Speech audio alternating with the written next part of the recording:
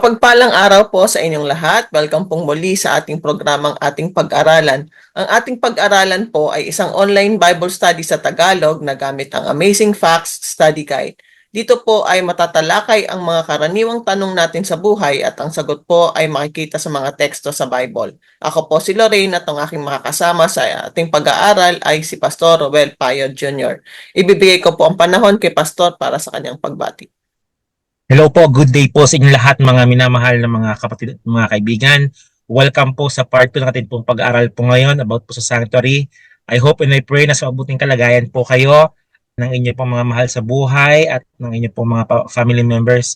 I'd like to pray also na kayo po ay na-enjoy at kayo po ay nabibigyan po ng not just information but transformation through the Word of God. Again, welcome po sa ating pong pag-aaral sa mga sandaling ito. Salamat po, Pastor. Bago po tayo magsimula sa ating pag-aaral, ay mananalangin muna po tayo. Ang maraming Diyos, marami pong salamat sa pagkakataon na ibinigay niyo sa amin para mapag-aralan ang inyong banal na salita. Muli po ay hinihiling namin ang inyong presensya na samahan kami sa aming pag-aaral. Naway lahat po ng aming sasabihin ay magmula sa inyo. Linisin niyo po ang aming puso at isipan nang sa gayon ay maintindihan at magamit namin ang aming matututunan sa aming pang-araw-araw na buhay. Nilalapit po namin sa inyo ang mga challenges na aming pinagdadaanan. Isinosurrender po namin sa inyo ang lahat ng plans at dreams namin. Fill us, Lord, with your Spirit at i-guide niyo po kami sa mga desisyon na gagawin namin sa araw-araw. Patawarin niyo po kami sa aming pagkukulang at pagkakamali. Ito po ang aming hiling sa inyong pangalan. Amen. Bago po tayo magsimula ay magbibigay po ako ng buod sa part 1 ng ating pag-aaral tungkol sa lesson number 18 na may pamagat na ginuhit ng Diyos na plano. Natalakay po natin na hiniling ng Diyos kay Moses na gumawa ng sanktuaryo ayon sa kanyang mga specifications. Dito po sa sanctuary ay mananahan ng Diyos kasama ang mga tao dito sa lupa. Ang sanctuary ay nahahati sa 3 bahagi, ang courtyard, holy place at most holy place. Sa loob ng bawat bahagi ng sanctuary ay mayroong mga kasangkapan. Ang bawat kasangkapan ay may kaugnayan sa ministry ng Diyos para sa ating kaligtasan. Pakibalikan na lang po ang naging pag-aaral sa part 1 para sa buong detalye. Sa ating pagpapatuloy, sa ikasyam na tanong, paano inihain ang mga hayop sa sanktuaryo? At ano ang kahulugan nito? Pastor? Para po sa pagpapatuloy po natin pong pag-aaral, we are in the question number 9 mga minamahal na mga kapatid. So paano nga po ba ginagawa po yun pong ang pagpapatong or transferring ng kasalanan? Because in the part 1 natin pong pag-aaral po or paksa sa lesson number 18 ay atin pong na scrutinize or atin pong nabaliktanaw or napasok yun pong sanctuary itself na meron po siyang courtyard, meron po siyang holy place, then meron po siyang most holy place at lahat po ng kagamitan po doon. Mula po doon po sa courtyard, yun pong altar of burnt offerings, ang iyong laver, hanggang sa loob po sa mga holy place, yung mga shewbread and then candlesticks, then yung Ark of the Covenant doon po sa most holy place, etc. etc. So mga kapatid, dito po tayo focus doon po sa pag-aalay. It is not just an offering, ordinary offering or ceremony, but there is something beyond that, mga kapatid. So let us read our Bible.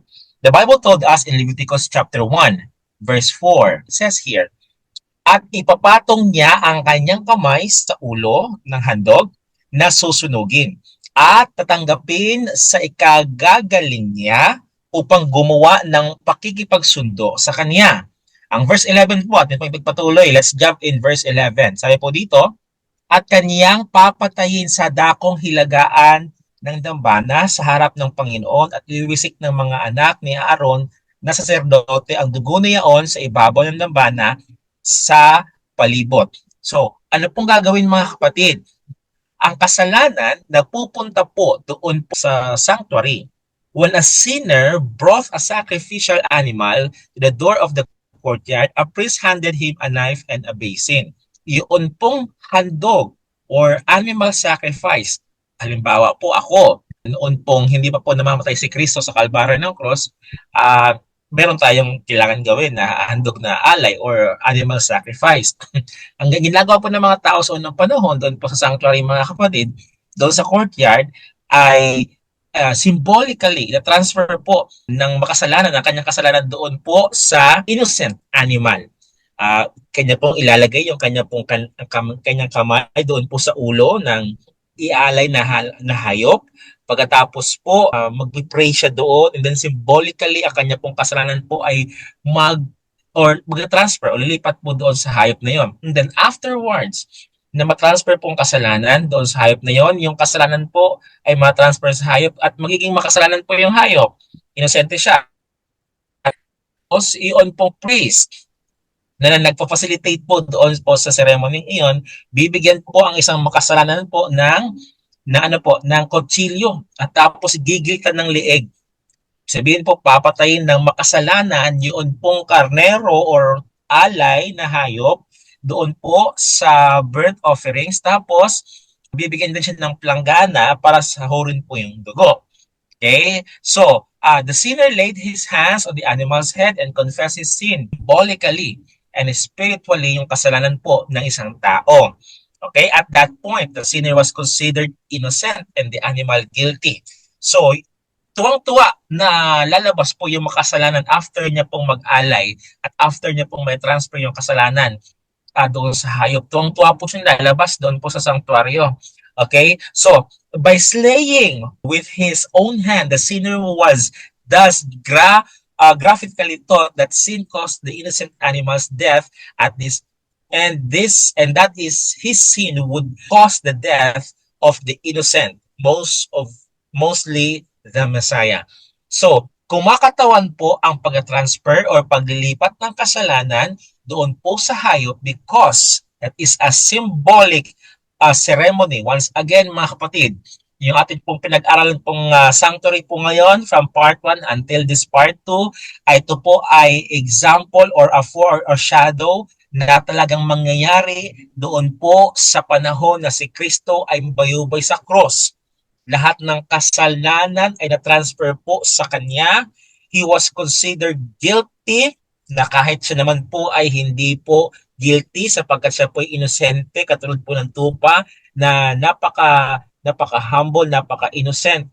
Pero ang kasalanan ko, ang kasalanan mo, ang kasalanan po natin lahat ay na-transfer symbolically when we believe in Christ Jesus. So yun po ang nangyayari noon pong nag-aalay po ng animal sacrifice, yung makasalanan sa panahon po doon sa sanctuaryo. Salamat po, Pastor, sa ikasampung tanong. Nang ang isang hain na hayop ay inialay para sa buong kongregasyon, ano ang ginawa ng pari sa dugo? Ano ang sinisimbolo nito? Pastor? Ayan, mga kapatid, this question number 10 is very somewhat different, okay? Kasi yung kanina pong tanong, individually po yan, ginagawa. But this time, atin pong basahin po ang Leviticus chapter 4, verse 16 and 17. It says here, at ang saserdoteng pinahiran ng langis ay magdadala ng dugo ng toro sa tabernakulo ng kapisanan. At ilulubog ng saserdote ang kanyang daliri sa dugo at iwiwisik na makapito sa harap ng Panginoon, sa harap ng tabing. Ano pong ibig sabihin ito, mga kapatid? So ito po, pakinggan niyo pa mabuti.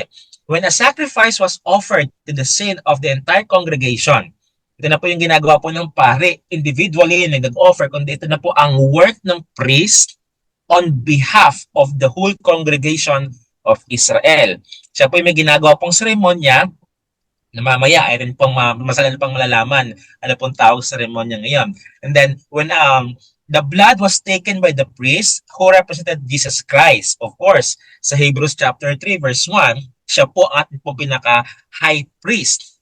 And then into the sanctuary and sprinkled before the veil that separate the two rooms, the holy place and the most holy place. The presence of God dwelt on the other side of the veil. Doon po sa most holy place yung presensya ng Panginoong Diyos. Thus, the sin of the people were removed and symbolically transferred to the sanctuary. Aba, napakaganda, mga kapatid. Yung kasalanan daw po ng buong kongregasyon ng Israel ay malilipat po symbolically or maalis po, will be removed and symbolically transferred doon po sa sanctuaryo. Lilipat po sa sanctuaryo. Okay? This ministry of the blood by the priest foreshadowed Jesus' present ministry for us in heaven. Kumbaga, ang ng high priest at symbolically na transfer po sa sanctuary sapagkat i-alay na po yun or ipipresent na po ng high priest yun pong alay before God.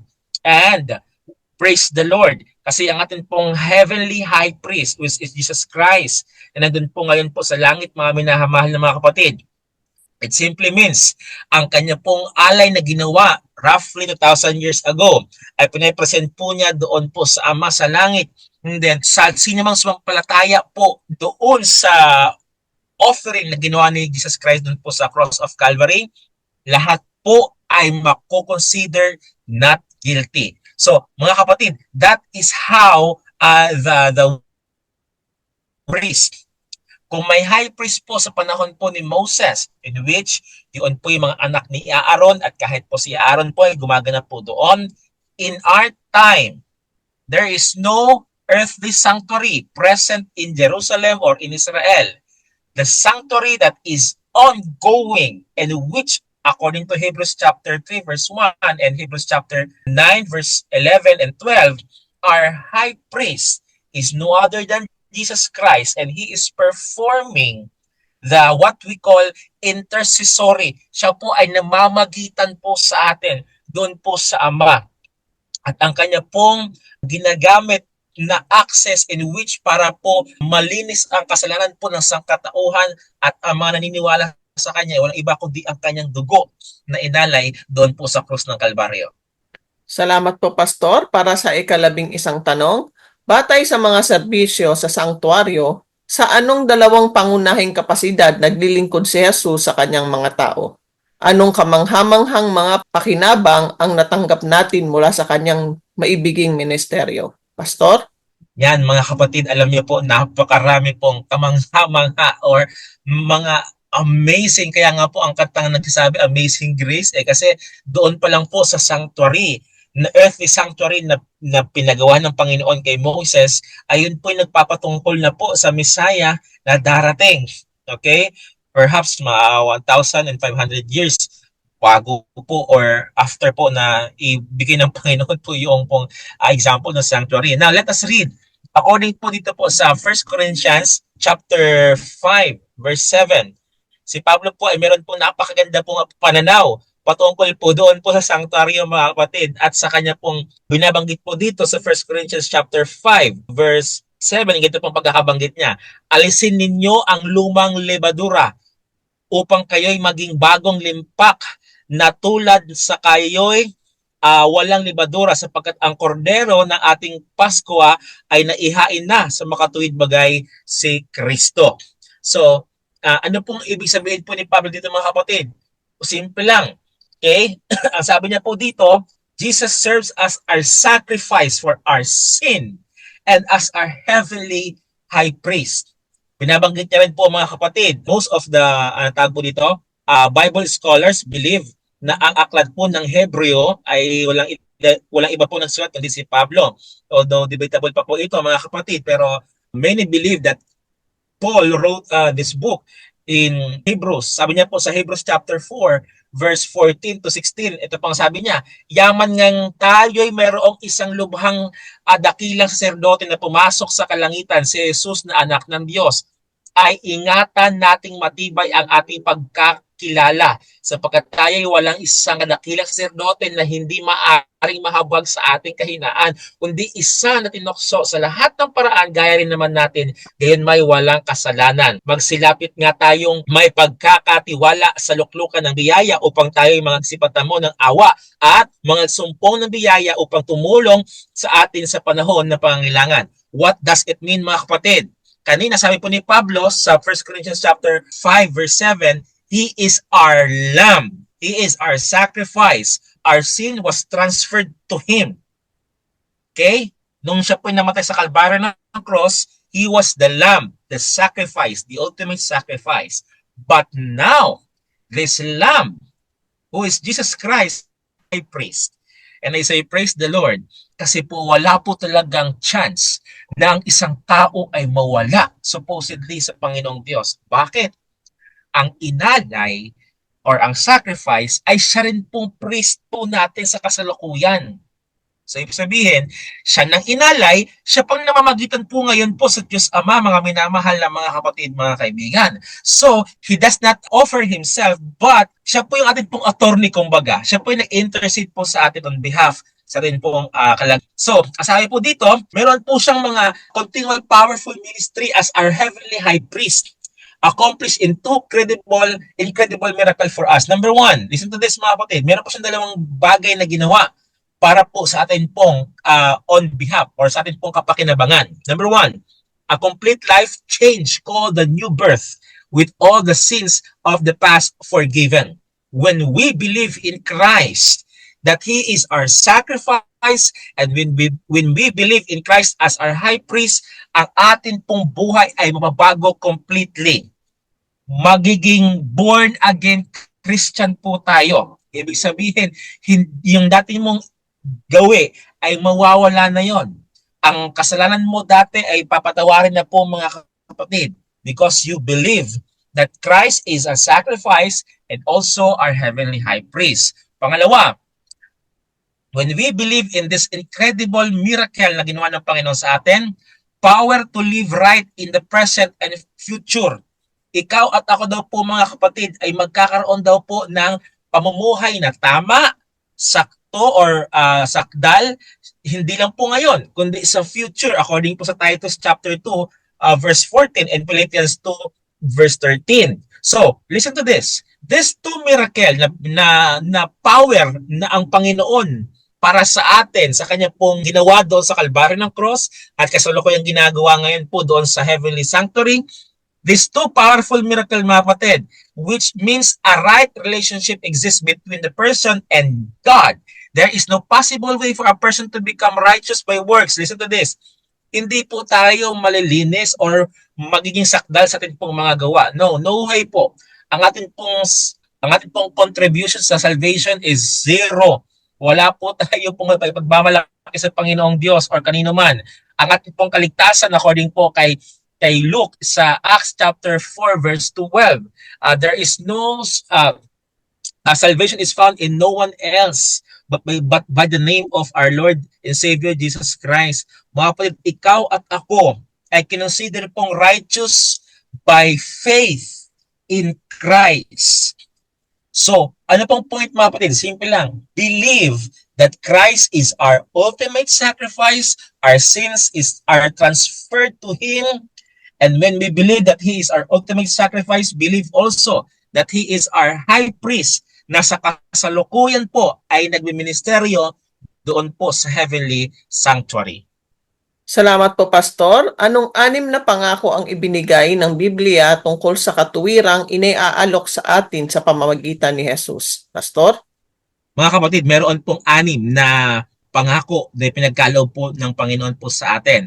Ito po, Isaiah chapter 44 verse 22. Aking pinawi na parang masinsing ulap ang iyong mga pagsalansang at parang alapaap ang iyong mga kasalanan. Manumbalik ka sa akin sapagkat tinubos kita. Wow, napakaganda. Ano pa? Babasahin ko pa, mga kapatid. Yun po sa Old Testament. This time naman atin pong basahin sa New Testament. Sa 1 John chapter 1 verse 9, ito pong binabanggit. Kung ipinahahayag natin ang ating mga kasalanan, ay tapat at banal siya na tayo patatawarin sa ating mga kasalanan at tayo'y lilinisin sa lahat ng kalikuan. So, number 1, mga kapatid, na promise ng Panginoon, pag tayo po naniwala sa kanya pong offering at sa kanya pong ministry, kasalukuyan po doon po sa Heavenly Sanctuary, number 1, He will cover our past sin and count us as guiltless. Ikaw at ako, papatawarin ng Panginoong Diyos. Sino ba ng ayaran? Friends, I believe, katulad ko po, katulad din po ninyo, we are all guilty sa ating po mga nagawang pagkukulang. Para bagang wala na tayong hope for salvation. But praise the Lord, if we confess our sins, sabi nga po sa 1 John 1 verse 9, He is faithful and just to forgive us our sins. Pangalawa, when we believe in the sacrifice and ministry of Christ in Heavenly Sanctuary now, mga kapatid, Pangalawa, we were created in God's image in the beginning. According po sa Genesis 1 verse 26 and 27, Jesus promised to restore us to God's image. According naman po yan sa Romans chapter 8 verse 29. So mga the sacrifice and in the ministry of Christ, yun pong restoration ng atin pong image in Christ ay muli pong ibabalik. Ibig sabihin po, dati na ako po'y makasalanan, ako po'y meron pong assurance na one day, ito nga po sinasabi po sa theology na the already but not yet. Oh, parang, already pero not yet. Yes, already saved, but not yet kasi nasa lupa pa tayo eh. Kumbaga yung total completeness, kumbaga yung restoration ng image ng wala ng kasalanan, ng wala ng bahid ng kasalanan, ng hindi na pamamamatay, ay yun po yung mangyayari pa sa glorification day. Okay? So, when we believe in Christ, mga kapatid, sa kanya pong sacrifice and ministry and sanctuary now, kasi binabanggit po sa sanctuary po, natin po pinag-aralan po ngayon, we will be restored in His image. Pangatlo, Jesus gives us the desire to live righteously and then grants us His power to actually accomplish it.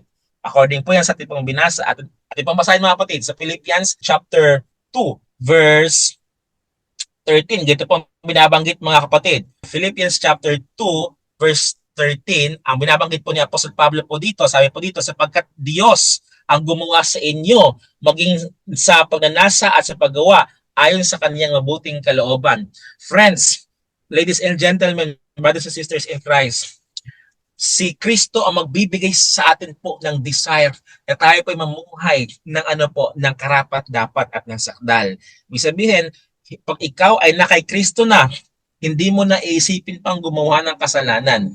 And if ikaw ay gagawa man ng kasalanan, the Holy Spirit will convict us. At yung pag-ibig ng Panginoon ay muling magbumulat po sa atin na, teka lang, mali yung ginawa ko ah. So that's the power of Christ in our lives. Okay, pang-apat, Jesus by His miracle power will cause us to happily do only the things that pleases God. Yan po sinabi po sa Hebrews chapter 13 verse 20. Ibig sabihin po, ang bukal ng iyong puso na po talaga, na atin po mga puso ay ay paglilingkod. Ang iyo at ang aking kaligayahan na ay walang iba kundi ang paggawa sa sa mga bagay na makapagbigay kaluguran sa atin pong Panginoon. So therefore, ang paggawa ng kasalanan po ay hindi na po ginagawa ng isang Kristiyanong nananampalataya kay Jesus. Panglima, mga kapatid, He removes death sentence from us by crediting us with His sinless life and atoning death. Yan po ang binabanggit po sa 2 Corinthians. Akin po mabasahin po sa inyo mga kapatid. Ikalawang Korinto 5 verse 21. Dito po ang binabanggit po mga kapatid. Verse 21, yaong hindi nakakakilala sa nakasalanan ay kanyang inaring may sala dahil sa atin upang tayo'y maging sa kanya'y katuwiran ng Diyos. Nais po ng Panginoon mga kapatid at ang atin pong righteousness ay makredit, ang righteousness po ni Christ ay makredit po sa atin. Bakit? Wala po talaga tayong righteousness or katuwiran. Wala po talaga tayong kabanalan. Puro po tayo kasalanan at kasamaan po mga kapatid. Ngunit subalit natapwat, ang sumpa ng kasalanan ay tinanggal na sa atin ng Panginoon. Bakit? Sapagkat tayo pinaniniwala sa Kanya, nananampalataya sa Kanya, at ikaw at ako ay meron na pong tinatawag na righteousness, katuwiran.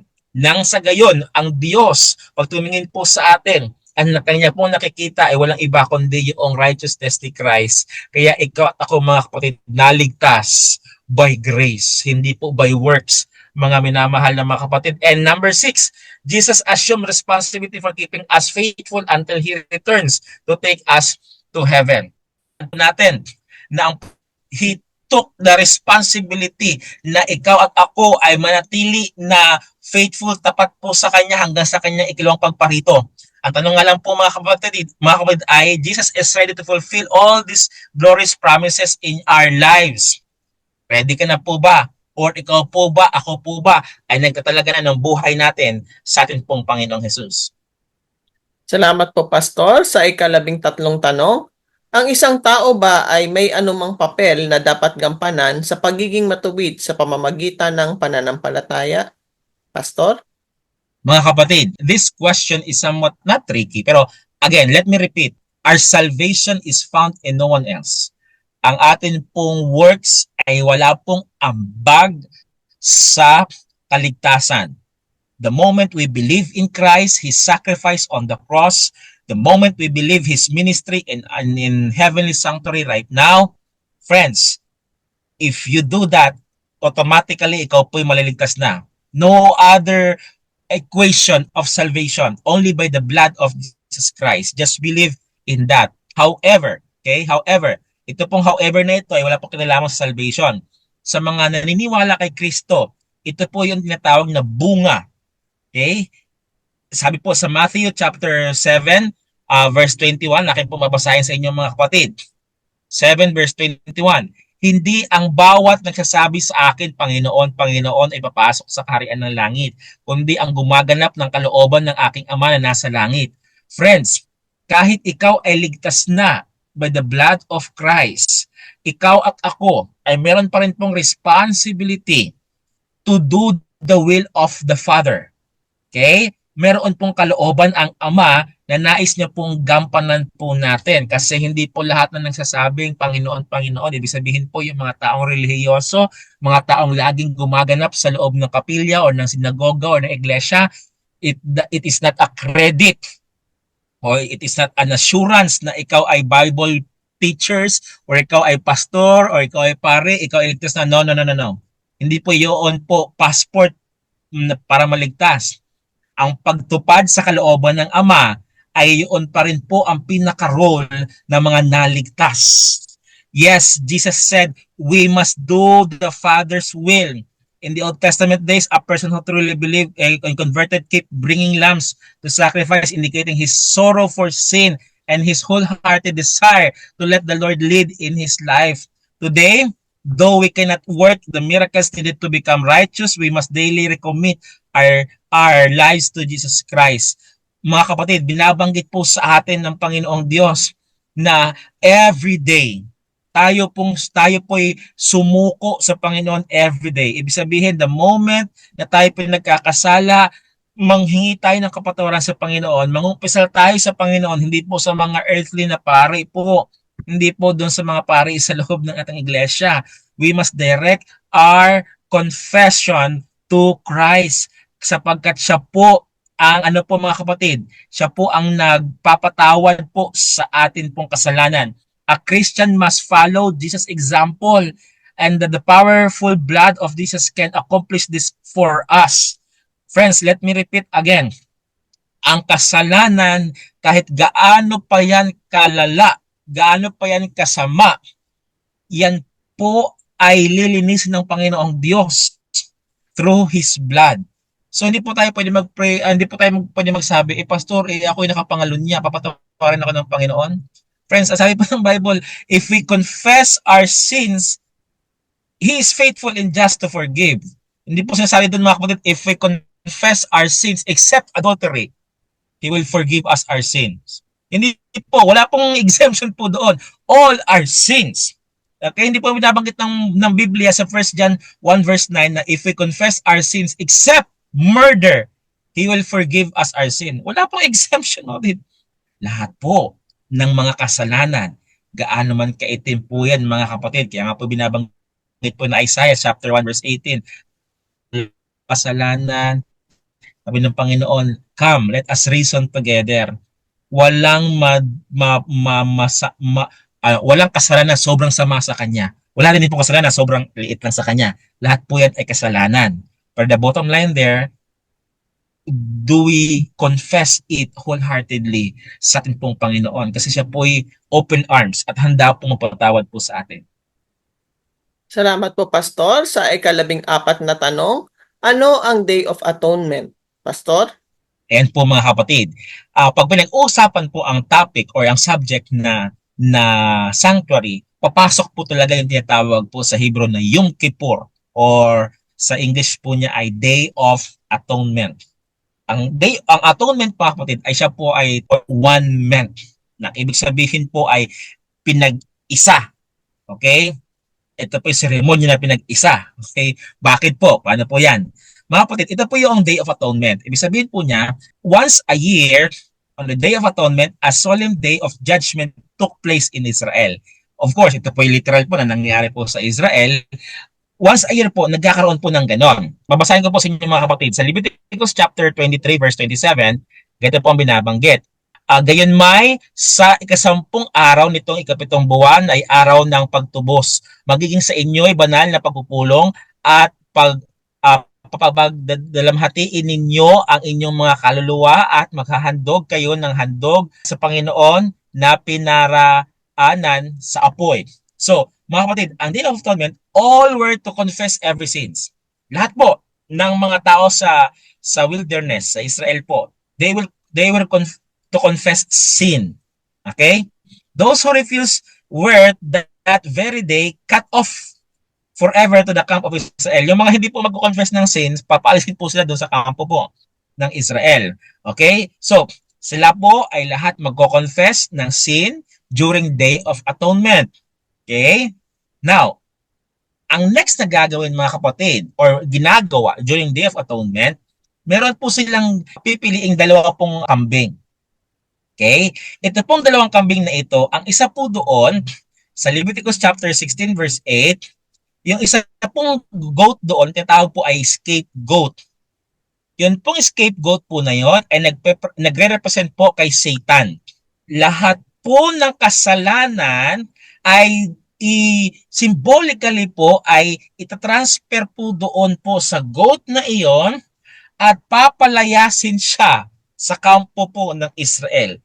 Saan man pumunta po ang kambing na yon, it doesn't matter, mamatay siya doon sa wilderness, doesn't matter. Pero yun po ay si Satan na nagsisimbolo po na one day ang kanya pong kasalanan or since siya po ay instigator of all the sins of our humanity, siya po ay paparusahan at forever na pong mawawala.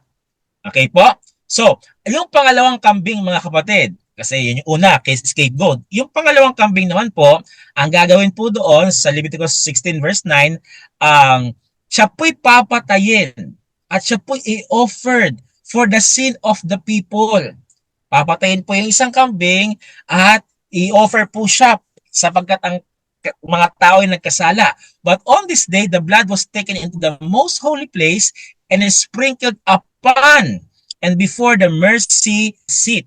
Yun pong dugo na ang pangalawang kambing, hindi po siya iwiwisik doon sa veil, kundi doon po sa harapan, doon po sa mercy seat. Okay? So, on the special judgment day, did the high priest enter the most holy place to meet God at the mercy seat. So, once a year, during Day of Atonement or Yom Kippur, yun pong high priest na nagpa-facilitate or nagmi-minister po doon sa sanctuary, sa kabuuan. Once a year, kailangan po siyang pumasok doon po sa most holy place. Kasi po, kailangan niyang mamamagitan sa presensya ng Panginoong Diyos. And yes, Jesus Christ is doing that also in our time. Noon pong Great Disappointment, October 22, 1844, ang Panginoong Diyos ay nagpakita ng pangitain sa isa po sa mga pioneers ng Adventism na si Kristo po'y pumasok from holy place to the most holy po ay sa kasalukuyan ay nagmi-ministro, nag-i-intercede on behalf of humankind, mga minamahal na mga kapatid. Salamat po, Pastor. Para sa ika-15 tanong, ang araw ba ng pagbabayad ay sumasagisag o naglalarawan ng isang bahagi ng dakilang plano ng kaligtasan ng Diyos tulad ng ginawa ng iba pang mga aspeto ng makalupang sanktuaryo at serbisyo nito? Pastor? Ayan mga kapatid, nais ko pong sagutin ang tanong pong ito sa aklat po ng Hebrew. Okay po? Hebrew chapter 9 verse 23. Ito po ang binabanggit mga kapatid. Kinakailangan nga na ang mga anyo ng mga bagay sa sangkalangitan ay linisin ng mga ito. Ngunit ang mga bagay ring ito sa sangkalangitan ay lilinisin ng lalong mabubuting handog. kaysa rito. Friends, yes. Yes po. Meron po siyang fina-foreshadow into the great plan of salvation natin po Panginoong Diyos. That day's services pointed to the blotting out of sin by the real high priest in the heavenly sanctuary. Si Kristo po na siya po nag-ministeryo doon po sa heavenly sanctuary kaysa kasalukuyan. Through His shed blood applied to those written in the book of life, Christ would confirm the decision of His people to serve Him eternally. Nais po ng Panginoong Diyos na magtagumpay ang sangkatauhan na kanya pong ini-intercede. Siya po ay nag-aabogado on behalf of us. Every time na si Satan ay nagbumubulong po sa iyo sa atin pong kasalanan na oo nga, guilty ako. Pero ang sabi ng Panginoon, ikaw ay pinawalang sala na because you confess your sin and you believe on the promise of forgiveness and salvation of Christ.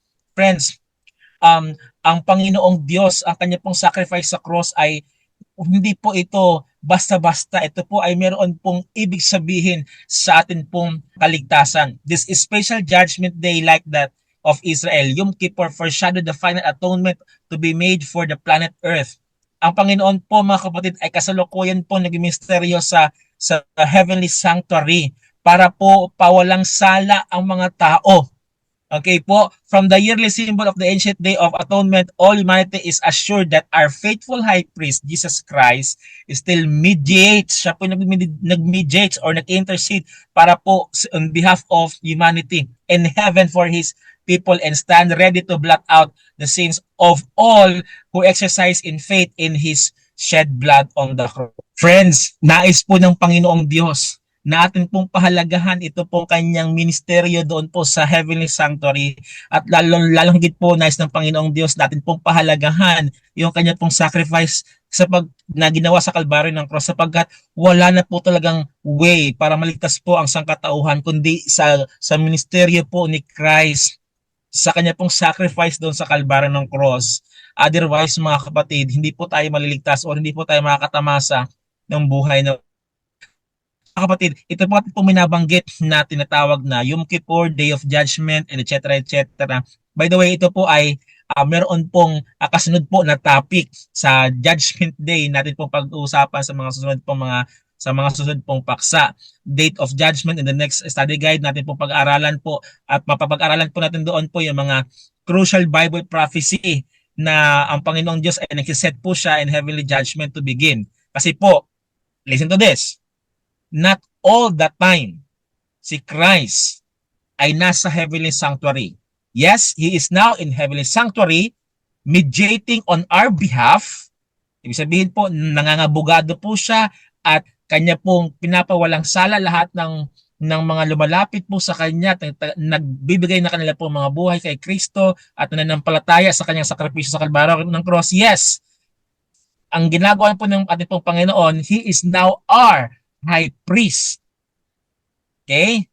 However, when He lived that most holy place, sabi nga po sa book na aking pong binabasa sa Great Controversy, ang sabi po niya doon, when Christ lived on that most holy place, ang kanya pong robe or garment bilang isang high priest, kanya pong huhubarin mga kapatid, at isusuot niya yung kanyang damit bilang isang judge, bilang isang conqueror, sapagkat mag-aani na po siya, mayroon po siyang crescent mga kapatid symbolizing na harvesting time. At babanggitin po doon mga kapatid ng Panginoon sa atin po pag-aaral po sa next topic, yun pong Revelation 22 verse 11, ang masama magpakasama pa, ang mabuti magpakabuti pa. Ibig sabihin po, that is now the close of probation. Tapos na po ang ministeryo ni Kristo doon po sa makalangit na sanktuaryo. Judgment will be implemented dito po sa lupa, mga minamahal na mga kapatid. Salamat po, Pastor, sa mga bagong information na aming natutunan. Ibabalik ko pong muli sa inyo ang panahon para sa huling tanong, closing remarks at panalangin. Friends, the last question for this topic natin pong pag-aralan na pinag-aralan po ngayon. Are you willing to accept truth that might be new to you as God reveals it.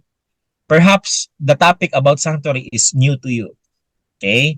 Sapagkat hindi naman po ito masyado pong tinidiscuss sa mga iba pong mga sekta o denominasyon. But it is in the Bible, mga kapatid. Marami pong ayaw pag-aralan ito ng mga ibang pastor at ng mga theologians kasi sabi nila, ceremony, symbolism. Friends, ito po yung nagpapatungkol. Walang iba kundi sa ano po, sacrifice ni Christ doon po sa kalbaryo ng cross. It is not about table of the showbread, most holy place, holy place. It isn't about the laver, it is about the great sacrifice Christ done on the cross of Calvary. And it is also about his high priestly ministry in heaven. Sapagkat yun lamang po ang paraan na para maligtas po ang sangkatauhan, mga kapatid. Nakakalungkot lang kasi marami po ngayon na mga ibang mga relihiyon or mga sekta na ang kanila pong kinoconsider na mga priest ay mga human sa lupa. Christ wants us to direct our prayers to Him in heaven. Bakit? Siya po ay pari ngayon doon po sa langit at nagmi-mediate po siya on our behalf, mga kapatid. So, friends, I would like to invite you, come to Christ just as you are. Come to Him and confess everything that you have done. Ang Panginoon, mga kapatid, His arms are wide open to accept us. Hindi po pahuli ang lahat. Ang Panginoong Diyos ay handa po tayong tanggapin anuman po ang pagkakasalan natin po nagawa. Atin lang po itong i-surrender sa Kanya. Friends, again, wala pong kasalanan na sobrang lala sa Kanya. If we confess our sin, He is faithful and just to forgive us. So if that is your response, this wonderful moment, mga minamahal na mga kapatid, if that is your prayer, let me pray for you. Father in heaven, Lord, naunawaan po namin ng lubusan ang subject about sa sanctuary. Lord, dalawa lang po ang bagay na pinapatungkulan ng subject ng sanctuary doctrine. And that is the sacrifice of Christ. And second one is His priestly ministry doon po sa langit na bayan. Lord, we understood that our salvation revolves on this subject only. Our salvation is by the blood of Christ, His sacrifice on the cross. And now, our salvation is a continuous process that if we believe that Christ is our high priest, Lord, wala na po talaga kaming chance pa na mapalayo po sa inyo sapagkat He is our sacrifice roughly 2,000 years ago, and He is now our high priest who understands us, who listens to us, and who accepts us just as we are. So Lord, I'd like to pray na muli po ninyong isariwa sa amin po mga puso't isipan ang napaka magandang at napaka manghamanghang amazing grace na pinagkaloob ng Panginoon sa bawat isa sa amin, that even though we don't deserve this, yet He gave His life to each one of us. Thank you, Lord, for this salvation na pinagkaloob niyo po sa amin. I pray in Jesus' name. Amen. Salamat po, Pastor. Salamat po muli sa inyong pagsama sa aming programa. Salamat din po sa mga nakapag-subscribe na. At kung hindi pa po kayo nakakapag-subscribe, paki-subscribe at share nyo po ang ating videos. Malaking tulong po ito sa ministry na ating ginagawa para mas mabilis nating marating ang mga taong gustong makilala ang Panginoon at magkaroon ng mas malapit na relasyon sa Kanya. At kung meron po kayong mga tanong o gusto nyo rin po mag-share ng mga experience, maaari niyo pong ilagay sa comment section ang inyong mga comments at mga bagay na gusto niyo i-share sa amin. Ganon din po kung kayo ay may prayer request, paki-comment niyo po para maisama po namin sa aming mga panalangin.